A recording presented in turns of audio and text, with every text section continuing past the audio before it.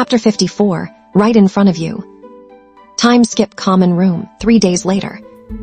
The common room was bathed in the amber glow of a dying fire, the scent of wood smoke and old parchment hanging thick in the air. Hayley sat tucked into her favorite armchair, a lap desk propped against her knees. She had been staring at the same blank piece of parchment for 10 minutes, the quill held loosely in her fingers. Dear Mum and Dad, I've been spending a lot of time in the common room lately. It's strange, but sometimes it feels like the room itself is breathing with me. I had another moment the other day, just a bit of magic playing up, but I'm managing. She paused, the tip of her quill hovering over the paper, as the portrait holes swung open with a heavy thud. Lily burst in, looking slightly disheveled, her eyes darting frantically over the furniture. She began lifting the corners of the heavy rugs and peering behind the velvet curtains of the window nooks. Iris, Lily called out, her voice strained with a mix of frustration and genuine panic. Iris, this isn't funny anymore. If you're hiding in the dorms, I swear. Lily marched past the long study table, her gaze fixed on the shadows near the stairs. She was so preoccupied with her search that she didn't notice the occupant of the table she just passed. Sitting right in the center of a pile of scattered charms notes was a vibrant ginger cat. Hayley looked up from her letter, watching the scene unfold. She knew the truth that Lily didn't, that Iris was currently enjoying the perks of being an Animagus, watching the world from a much smaller perspective. Iris stopped licking her front paw and looked up. She watched Lily's frantic packing with a calm, almost regal detachment. As Lily turned away to check behind a large tapestry, Iris's long, tufted tail gave a slow, deliberate wag, which a silent acknowledgement of the girl looking for her. Satisfied with the acknowledgement, the cat went right back to her grooming, her tongue rasping rhythmically against her fur as if she didn't have a care in the world. Hayley watched them both. The girl who was lost, and the friend who was hiding in plain sight. A heavy, bittersweet feeling settled in her chest. It reminded her too much of her own situation. Standing in a room full of people, yet separated by secrets and visions they couldn't possibly understand. A small, sad smile tugged at the corners of Hayley's mouth. She looked back down at her letter, the parchment blurred slightly by the flickering firelight. It's funny how you can be right in front of someone, she scribbled, her handwriting small and cramped, and they still won't see you if they aren't looking for the right version of you. Chapter 55, The Truth Between Them. Time skip common room.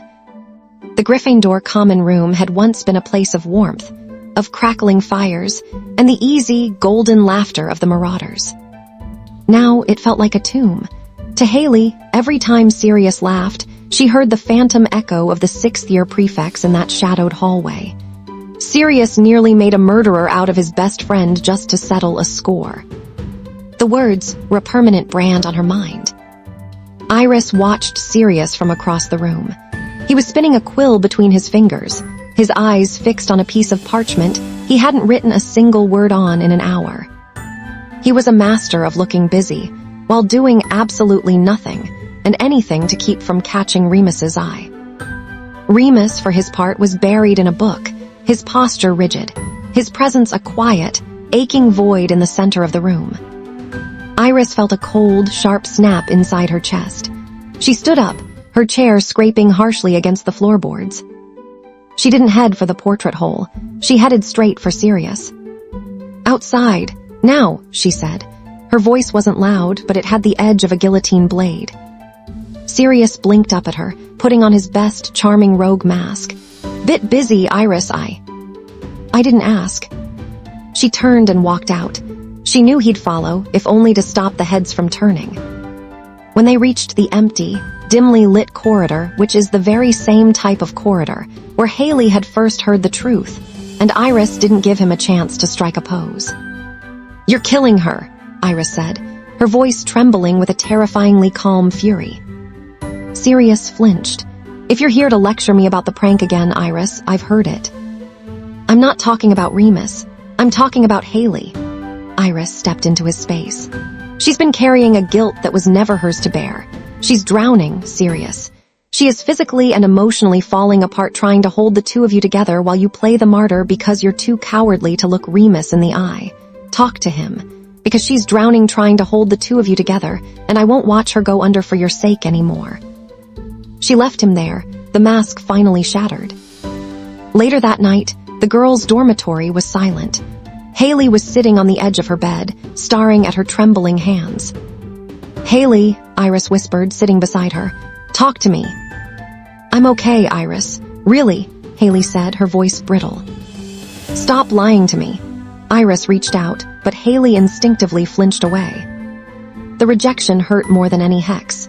Why have you been pushing me away?" Hayley's breath hitched. A sob, jagged and ugly, tore from her throat. "I couldn't breathe around you without feeling guilty," she choked out. "Every time you were kind to me, I felt like a thief. I heard them, Iris. The day after it happened, I heard the prefects talking about how Sirius weaponized Remus. I knew. And I didn't say anything. I just watched it happen. I felt like I didn't deserve kindness anymore, I thought. If I distanced myself, I'd stop dragging you into the mess I helped make by being silent." "You didn't make this mess," Iris said firmly. "And you don't get to decide I'm better off without you." Hayley didn't answer. She simply leaned forward until her forehead rested on Iris's shoulder and wept. A quiet, exhausted tears for a tragedy she had carried alone for too long. Chapter 56. The Things Left Unsaid. Time skip potions class. The morning after was not a celebration. It was a hangover of the soul. The hostility was gone, replaced by a raw, bleeding honesty that made every interaction feel like walking on eggshells. Iris began to truly see the toll the last few weeks had taken on Hayley. She noticed the way Hayley's hand shook when she reached for the pumpkin juice, the way she would stare at a page of advanced potion making for 20 minutes without turning it. She saw the dark circles and the way Hayley constantly checked on everyone else, like adjusting Remus's scarf, checking James's schedule while neglecting herself. That night, Iris drifted into a light sleep, only to be awakened by a soft rustle. He kept her eyes lidded, peering through her lashes. Hayley was sitting on the floor by Iris's bed, bathed in moonlight. She looked ghostly. She stayed there for a long time, just watching Iris breathe. Gently, Hayley reached out and tucked the edge of the duvet back over Iris's shoulder. Her fingers lingered for a second, brushing a stray lock of hair away from Iris's forehead.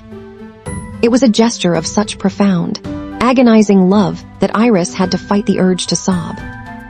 Hayley stood up quietly and retreated to her own bed. Iris stayed awake for hours, realizing that Hayley had never stopped loving her. She had simply been trying to protect Iris from the tarnish she felt she carried.